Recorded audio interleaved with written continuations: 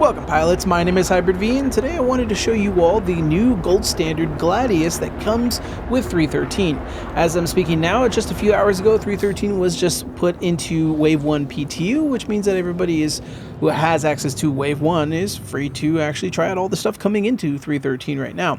And one of those things is, of course, the new gold standard Gladius. What is gold standard, you may ask? Well, if you watched my damage model video, and if you haven't, there will be a card on the top right and a link in the description box below so you can check it out. Well, that video was talking about how certain ships, including the one I was talking about in that video, which was the Talon, is set to a gold standard, meaning that our components are accessible from the external hull for players to access for things later down the line like repair, upgrade, maintenance, the whole lot. Now, looking at the interior here, nothing really has changed quite radically. For the most part, it's pretty much identical to 312. Now, if I had to guess, I believe most of the switches and toggles and whatnot have all been finalized, and I believe all the materials have also been finalized. They don't animate yet, so flipping things on or off doesn't really animate anything just yet. That's apparently coming later. Of course, the MFDs are also not finalized, and the new HUD is not in yet. Still more work to do. But yeah, the interior is not quite the new showstopper. The new stuff that we got coming in here is actually on the exterior. So let's go ahead and step out and take a look at what's new. All right.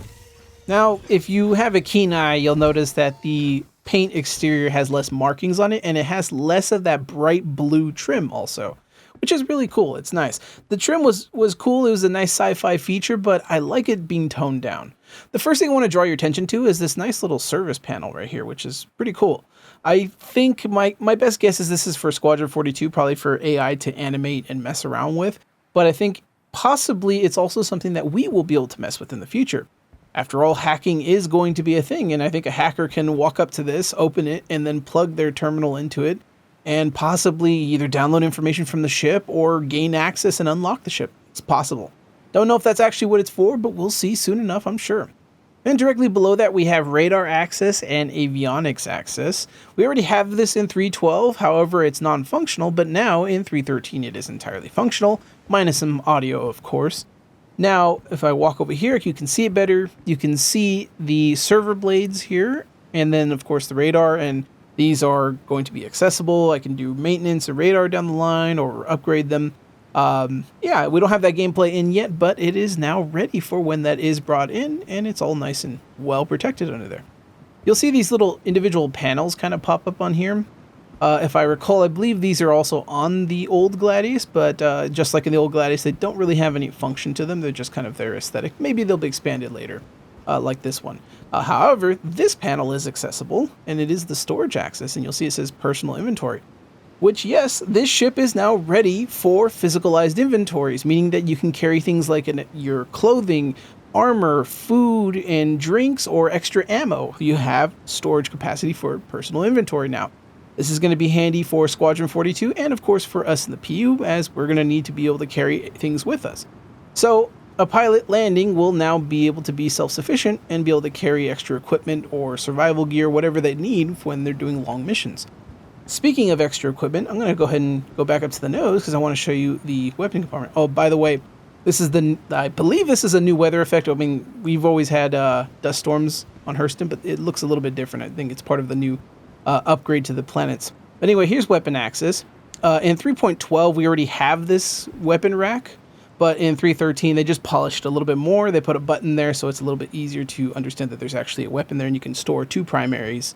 I believe you can store pistols in there too. But yeah, so now a pilot can actually be well armed on their travels, which just makes it more self-sufficient. Moving further back, you can look at the actual texture work on here, which looks really lovely. And right here is the unique marking identification number for this ship. This is entirely unique. Nobody else has this marking number, which is really cool. Now, it doesn't have the new names because it's a small vessel, but it does have a unique identifier. Moving further back, we have everything is roughly the same. Nothing's really too crazy until we get to the fuel access port. Now, in 312, you can actually access this port, but it doesn't do anything. In 313, we can open it, which is really cool because now we have a place where, for example, maintenance players or maintenance NPCs can actually come in and fuel the actual ship. Now, I'm not entirely sure if this is for hydrogen or quantum fuel. I think it might be for hydrogen. It doesn't say. But it's pretty cool. We're going to need that for Squadron 42, of course. But yeah, players can eventually also land and fuel themselves up, or have a NPC or other player come and plug them in and fuel them up, which is going to be really sweet. Now we have access to that. All right, moving along, we have the additional, you can see the details in the textures. It looks much cleaner in my opinion. I think it looks really, really nice, and it doesn't have those weird highlights anymore. We have this nice diagnostics tray over here on the side, which doesn't do anything for us now, but again, probably needed for Squadron 42, and of course, we can use it later down the line, I'm sure, for diagnosing and doing maintenance. It's going to be really cool for those of you that want to do maintenance gameplay. And below that, we have the quantum drive access, of course. Open that up, and we have access to the quantum drive. Pretty simple. Close that up. And that pretty much covers it for this side here, and it looks amazing. I mean, I can't stress this enough, but I love the detail. Now, the rest of the components I want to show you are going to be on top of the ship, so give me a second here while I jump cut my way up there. Alright, finally got up here. I can't wait till they add those functional ladders that we can push around to make this a little bit easier. The first thing you'll notice is this sleek new intake, which is pretty awesome. There's already one in the Gladius now, but they just made it a lot sleeker. Then you have these kind of non-functional panels. Maybe they'll be expanded down the line. Don't know. They don't really serve a function right now. They're just there for a nice design, which is just nice detail. In 3.12, we have this panel also, but it doesn't quite work right. And in 3.13, it is now fully animated, and it is where the shields are housed, which is really lovely. I love that animation, and I cannot wait until Audio get their hands on it because I want to hear the really cool animations. It's really sweet. And I didn't even actually know that those were little like pipes that things attached to for the shield generator. So it's kind of cool. I love that little bit of detail. Moving further along, we have the power plants here. So open this up. And here we go, the power plants. I'm not entirely sure what that is behind it, because I know the Aegis Dynamics one, I believe that's the Regulus power plant. And then I have an auxiliary computer unit, which I'm not entirely sure what that's for, because it's not avionics and it's not radar. We already know where that is. And then there's an additional box behind it, which I'm not entirely sure what that Amon and Reese is. I don't think it's a power plant. But anyway, moving along, we have the cooling unit housings. And again, like I said, in 3.12, you can actually click on these in 3.12, but they're not accessible. I don't even know if they have a component inside them, but in 3.13 they do. 100%. You can see you can jump on them and pop them open for maintenance or whatever. And of course, you don't want to leave them open because they can end up getting shot. And just once over on the hull, you can see like the amount of detail they put into it. They took a lot of the warning markings, avoid jet blast, like a lot of those got dialed back, especially all the ones that say no step. I'll try to impose older footage of the current 3.12 one, and you'll see the difference in the amount of decals they had in the old one compared to this. And I actually like that they took some of that detail away. Now, you see in a warplane, like a modern warplane, they do have a lot of those warnings, but they're not as excessive in my opinion.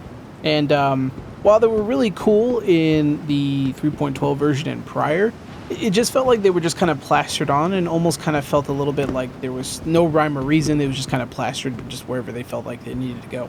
I believe the canard has a little bit more detail there as well. I'm not entirely 100% sure, but it does feel like a lot of even the control surfaces are a lot more detailed than they are in 3.12. Alright, let's go ahead and wrap this thing up and get this bird up in the air. Pretty much covers everything regarding the changes for the Gladius. For the most part, a lot of the major changes are to the exterior. There are also a couple of tech things that have been changed.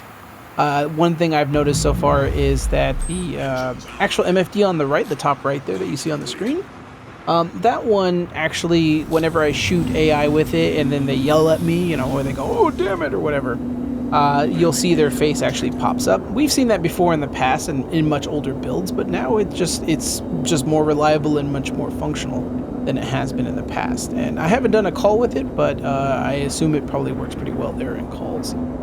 Like I said, we've seen that render to texture call system before in the past, and I believe it also has worked for other ships. But now it's just nice when, you know, to actually see it functional and more reliable when you're looking at that screen.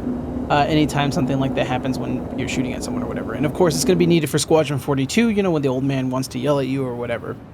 And that pretty much covers everything. I don't really have anything else to say about it stats-wise. I'm not really a theory crafter. I'm more interested in where its role fits and stuff like that.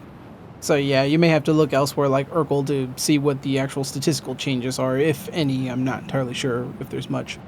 You know, I used to actually not like the Gladius. I'm an Aegis fanboy at heart. I love their designs, but for whatever reason, I just never fell in love with the Gladius. But over time, as they've done more work with it, and even now as they've done this gold standard pass on it, I've actually grown quite fond of it. I enjoy it. It's quite a lovely little vessel, and I can't wait to actually fly it in Squadron 42. It's going to be great.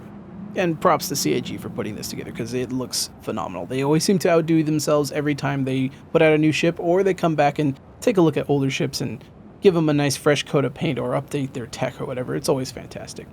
Alright folks, that's it for me today. If you enjoyed this content and you want to see more, go ahead and subscribe and hit that bell icon. And of course, if you enjoyed this video, hit like. It really does help out small channels like myself. And until next time, I'll see you all in the black.